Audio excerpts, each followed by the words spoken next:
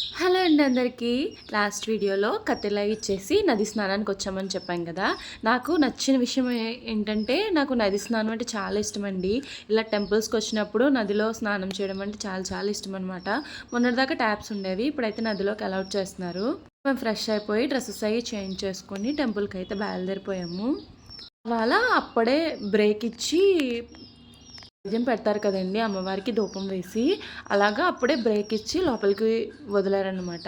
నిజంగా అలా ధూపంలో అమ్మవారి రూపం ఎంత అందంగా ఉందంటే ఇంకా నా కళ్ళల్లో మెదులుతుందండి, అంత బాగుంది వాళ్ళ.